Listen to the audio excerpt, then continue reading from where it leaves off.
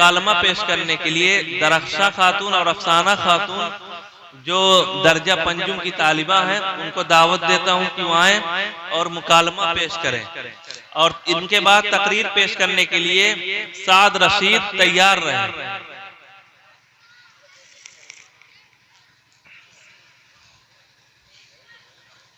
दरख्शा बहन अस्सलामु अलैकुम व रहमतुल्लाहि व बरकातुहू। वालेकुम अस्सलाम व रहमतुल्लाहि व बरकातुहू। अफसाना बहन, ये बात समझ में नहीं आएगी जिस शख्स ने गीबत की तो गोया उसने अपने मरे हुए भाई का गोश्त खाया। अफसाना बाजी, तुम जरा सी बात भी नहीं समझती हो। गीबत कहते हैं किसी के पीठ पीछे बुराई करने को, और वह बुराई इसमें हो भी तो पीठ पीछे किसी की बुराई करना इस कदर बुरी बात है जैसे मरे हुए भाई का गोश्त खाए। जी दरख्शा बहन, ये तो बहुत बुरी और गंदी बात है। हाँ बहन, लेकिन आज के जमाने में इस बुराई को बुराई नहीं समझा जाता है। जहाँ 2-4 लोग या 2-4 औरतें जमा हुई, गीबत वाला अमल शुरू हो गया। दरख्शा बहन, आपको मालूम है ऐसे लोग के साथ क्या होगा? नहीं बहन, मुझे मालूम नहीं इनका क्या हाल होगा। ऐसे लोग जहन्नम में जाएंगे, वहाँ सख्त से सख्त सजा पाएंगे।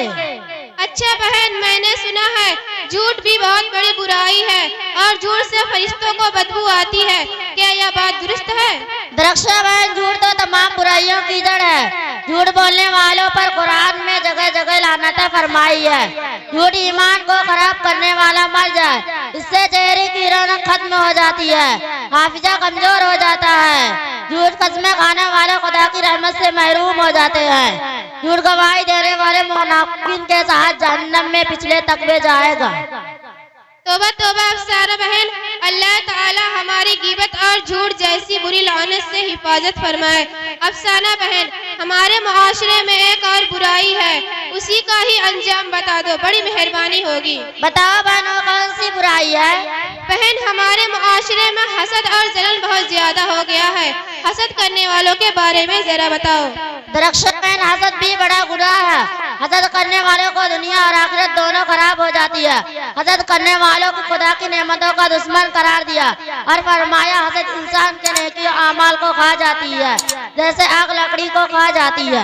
अरे अफसाना बहन, हमारे पड़ोस में वह सलीमन भी रहती है, ना नमाज रोजे की पाबंद है, मगर गीबत, चुगली, हसद और झूठ जैसी बुराइयां उसमें बहुत है।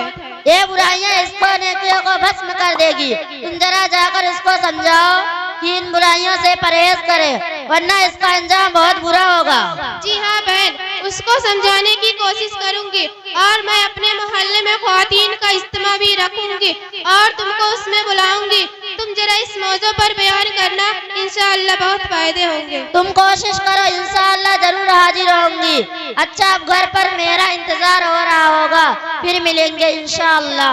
अस्सलामु अलैकुम व रहमतुल्लाहि व बरकातुहू। वालेकुम अस्सलाम व रहमतुल्लाहि व बरकातुहू।